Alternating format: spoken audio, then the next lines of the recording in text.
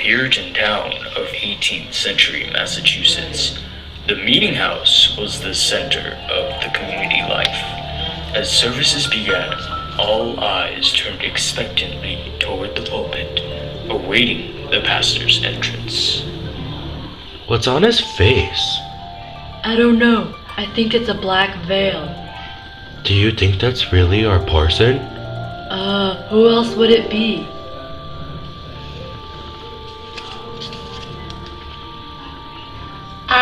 Why is he wearing a veil that a woman would wear on her bonnet?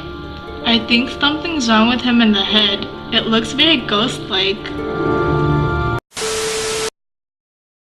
Who wore it best? Ding! Following the afternoon service, the bell tolled for the funeral of a young lady.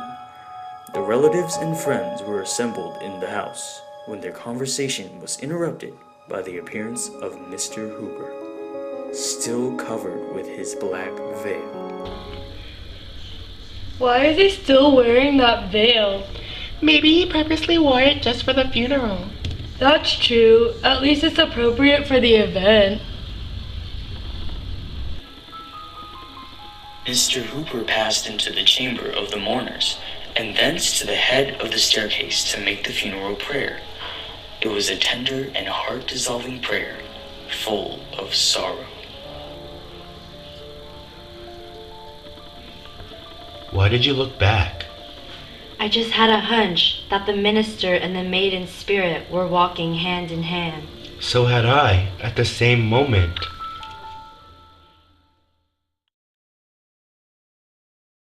That night, the handsomest couple in Milford Village were to be joined in wedlock. The company at the wedding impatiently waited for Mr. Hooper, hoping that the strange awe which had gathered over him throughout the day would now be gone. But such was not the result. We are gathered here today in holy matrimony to witness the joining of two lives.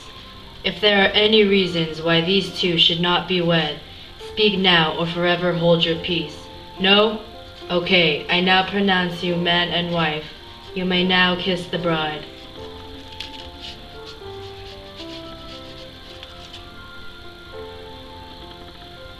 I love you.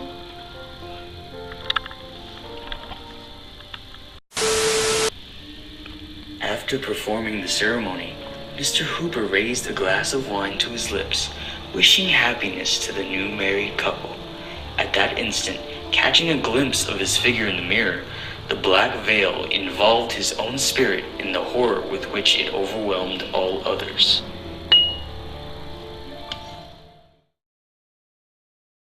There was one person in the village, unappalled by the black veil. As his fiancée, it should be her privilege to know what the black veil concealed. No, there is nothing terrible in this piece of crepe except that it hides a face which I am always glad to look upon. Let the sun shine from behind this cloud. First lay aside your black veil and then tell me why you put it on. There will be a time when all of us will cast aside our veils. Your words are a mystery. Take the veil away at least. Know that this is a type and a symbol, and I am bound to wear it ever, both in light and darkness, in solitude and before the gaze of multitudes. And as with strangers, so with my familiar friends. This dismal shade must separate me from the world. Even you, Elizabeth, can never come behind it. What has gotten into you? Why do you feel the need to darken your eyes forever? If it be a sign of mourning, I perhaps, like most other people, have sorrows dark enough to be typified by a black veil. Beloved and respected as you are, there may be whispers that you hide your face under the consciousness of secret sin. For the sake of your holy office, do away with this scandal. At length, Elizabeth sat silent. For a few moments, she appeared lost in thought, considering if it had no other meaning, it was perhaps the symptom of mental disease. Though of a firmer character than his own, the tears rolled down her cheeks. She rose and stood trembling before him. She then turned to leave the room. Have patience with me, Elizabeth. Do not leave me. Be mine, and after there will be no veil over my face, no darkness between our souls. It is not for eternity. Do not leave me in this miserable obscurity forever. Lift the veil and look me in the face. Never, it cannot be. Then farewell.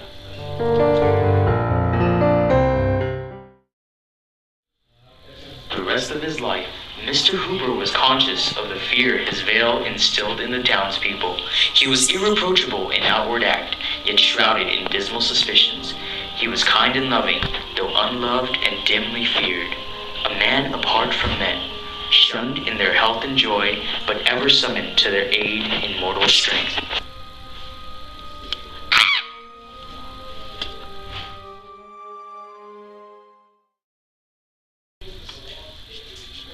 At Hooper's deathbed, several people were visible by the shaded candlelight in the death chamber of the old clergyman. Reverend Clark of Westbury had ridden in haste to pray by the side of the expiring minister.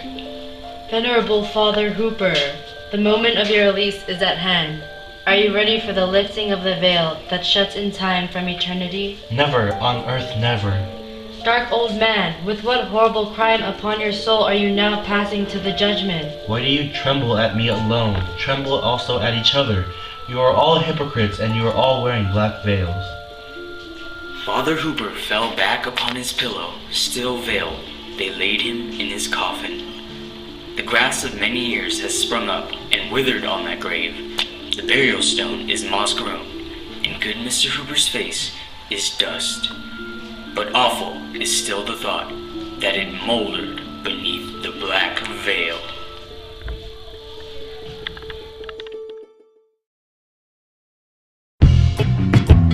Kuwawang kuwata,